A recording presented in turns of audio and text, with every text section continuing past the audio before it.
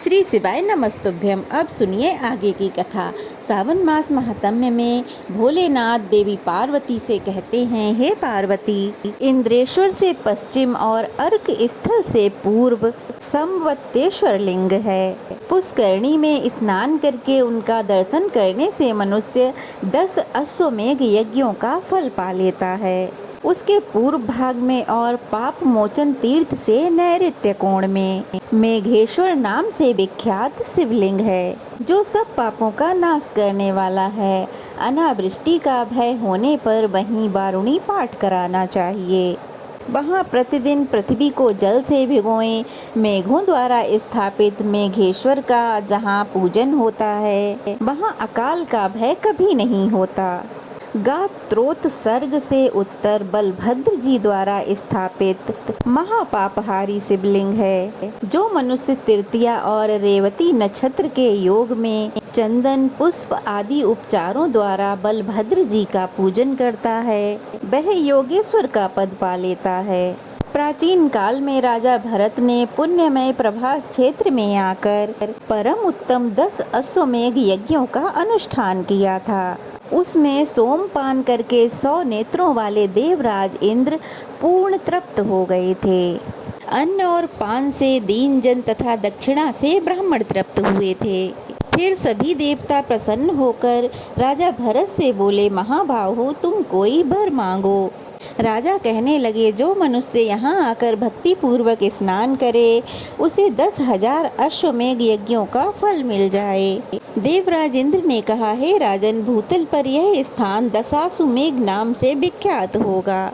महादेव जी कहते हैं, हे पार्वती, तब से सब पापों की मुक्ति करने वाला वह तीर्थ भूतल पर दशाश्वमेश्वर नाम से विख्यात हो गया।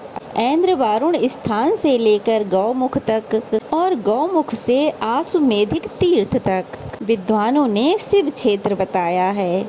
वहाँ मृत्यु को प्राप्त होने पर मनुष्य शिवलोक में आनंदित होता है। वहीं सतमेघ, सहस्त्रमेघ और कोटि मेघ नाम के क्रमशः 3 लिंग हैं।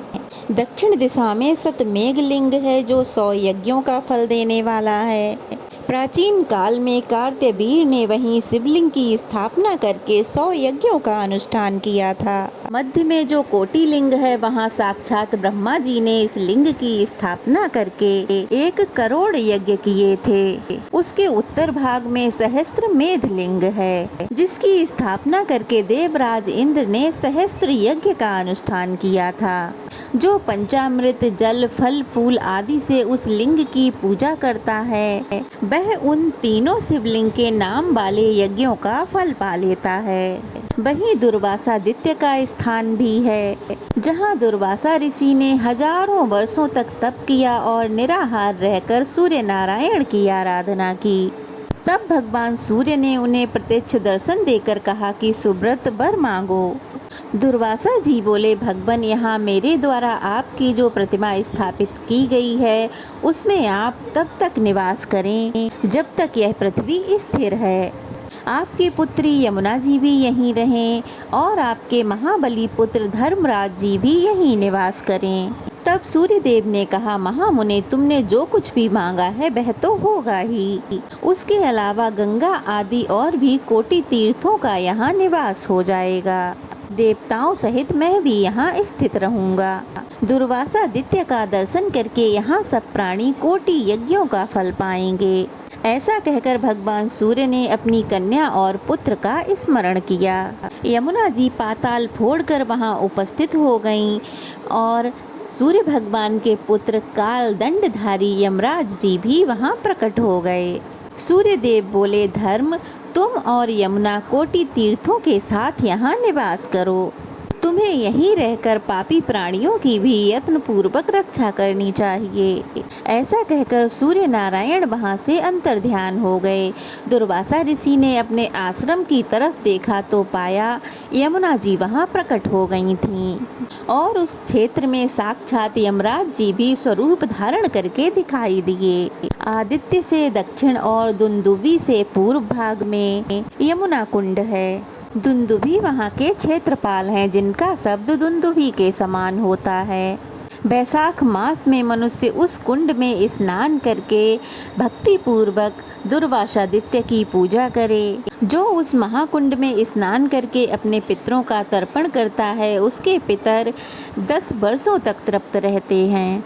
वहाँ पिंड देने से पितरों की 108 पीढ़ियाँ पुष्ट होती हैं। साथ ही नरक में गिरे हुए पितरों का भी तत्काल उद्धार हो जाता है।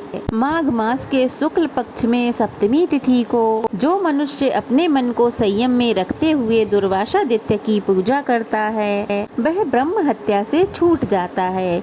जो मनुष्य दुर्वासादित्य के समीप सहस्त्र नाम का पाठ करता है वह सभी पापों से छूट जाता है। दुर्वासादित्य का दर्शन सब बालकों पर लगे हुए ग्रह और राक्षसों का निवारण तथा महान पाप पुंजों का नाश करने वाला है। जो वहाँ क्षेत्रपाल दुंदुभी का पूजन करता है वह पशु, संपत्ति, बुद्धि, पुत्र तथा लक्ष्मी से संपन्न हो जाता है।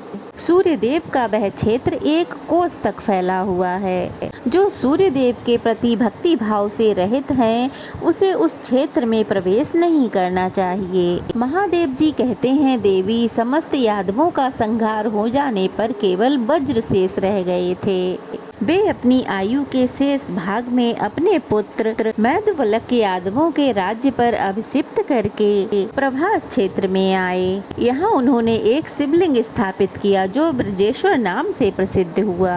राजा वज्र ने नारद जी के उपदेश से दीर्घ काल तक प्रभास क्षेत्र में कठिन तपस्या की और परम सिद्धि को प्राप्त किया। जो मनुष्य जामवंती के जल में स्नान करके वज्रेश्वर की पूजा करता और वहाँ यादव स्थल के पास ही ब्राह्मणों को भोजन कराता है वह सहस्त्र गोदानों का फल पा लेता है। हिरण्या के समीप नगरादित्य का स्थान है। नगरादित्य सब पापों का नाश करने वाले हैं। द्वारिका में लिंग के पुत्र सत्राजीत हुए हैं। उन्होंने वहां भगवान सूर्य की आराधना की और भगवान ने प्रसन्न होकर उन्हें सैमंतक मणि प्रदान की जो प्रतिदिन 8 भार सोना देती थी। उसे देकर भगवान भानु ने पुनः सत्राजीत को वर मांगने के लिए प्रेरित किया। तब सत्राजीत कहने लगे, प्रभु आप इस पुण्य आश्रम में सदा निवास कीजिए। एवं अस्तु कहकर सूर्यदेव वहीं से अंतर्ध्यान हो गए। फिर सत्राजीत ने सूर्यदेव की वहां प्रतिमा स्थापित की और प्रभास नगर के ब्राह्मणों को वृत्ति देकर उन्हें सेवा पूजा का भार समर्पित कर दिया। इसलिए नागर ब्राह्मणों के नाम पर ही उसका नाम नागरादित्य पड़ गया। जो हिरण्या नदी में स्नान करके नागरादित्य का पूजन करता है वह सूर्य लोक में पूजित होता है। जब शुक्ल पक्ष की सप्तमी को सूर्य की संक्रांति हो तब उसे महाजया सप्तमी कहते हैं। उसमें किए हुए स्नान, दान, जप, होम तथा देवताओं और पितरों का पूजन ये सभी कोटि गुना फल देने वाले होते हैं। जो उस समय नागरादित्य के समीप एक ब्राह्मण को भोजन कराता है उसे 1 करोड़ ब्राह्मण भोजन कराने का फल मिलता है। ऋषि तीर्थ से पश्चिम पातकों का नाश करने वाली पिंगल नदी है जो समुद्र से मिली है। उसके जल का स्पर्श करने से मनुष्य रूपवान होता है। एक समय दक्षिण भारत के रहने वाले कुछ महर्षि सोमनाथ जी का दर्शन करने की इच्छा से प्रभास क्षेत्र में आए और एक नदी के किनारे वे ठहर गए। वे काले रंग के और कुरूप थे किंतु वहां स्नान करके सुंदर कामदेव की तरह रूपवान हो गए। तब आश्चर्यचकित होकर लोगों ने कहा, इसमें स्नान करके हम सब लोग पिंगल अर्थात गौर वर्ण को प्राप्त हुए हैं, इसलिए आज से इसका नाम पिंगा होगा। जो लोग भक्ति पूर्वक इसमें स्नान करेंगे उनके वंश में कोई भी कुरूप नहीं होगा। पिंगा के दर्शन से मनुष्य को पितृ मेघ यज्ञ का फल प्राप्त होगा। यहाँ स्नान करने से दूना और तर्पण से 4 गुना पुण्य होगा। जो यहाँ श्राद्ध करेगा उसे असंख्य फल की प्राप्ति होगी। पूर्व समय में उद्दालक नाम के एक महातपस्वी महर्षि प्रभास क्षेत्र में रहते थे। उन्होंने सरस्वती पिंगा समीप के भूमि पर बड़ी भारी तपस्या की। उनकी भक्ति के प्रभाव से उनके आगे ही एक शिवलिंग प्रकट हो गया और तभी एक आकाशवाणी हुई कि महाबाहु उद्दालक, मेरी बात सुनो। आज से इस शिवलिंग में मेरा नित्य निवास होगा। यह संगम पर प्रकट हुआ है, इसलिए इसका नाम संगमेश्वर होगा। इस लोक प्रसिद्ध संगम में स्नान करके जो मनुष्य संगमेश्वर का दर्शन करेगा वह उत्तम गति को प्राप्त होगा। यह आकाशवाणी सुनकर महाबाहु उद्दालक दिन रात आलस छोड़कर संगमेश्वर की आराधना करने लगे। इसके बाद देह त्यागने के बाद में मेरे धाम को चले गए। संगमेश्वर से पश्चिम त्रिभुवन विख्यात गंगेश्वर लिंग है। भगवान श्री कृष्ण ने परम धाम पधारते समय स्नान करने के लिए वहां गंगा जल का आवाहन किया था। गंगा जी ने वहां शिव भक्ति परायण होकर शिवलिंग स्थापित किया। गंगेश्वर का दर्शन कर लेने से गंगा स्नान का फल प्राप्त हो जाता है। ऐसा कहकर भगवान शिव कुछ क्षणों के लिए मौन हो गए। इससे आगे का महत्व आप लोग अगले अध्याय में जरूर सुनिएगा। आज की कथा कैसी लगी कमेंट बॉक्स में बताइएगा। अच्छी लगी हो तो वीडियो को लाइक करके शेयर करें और नए हैं तो प्लीज़ चैनल को सब्सक्राइब करना बिल्कुल भी ना भूलें। ओम नमः शिवाय।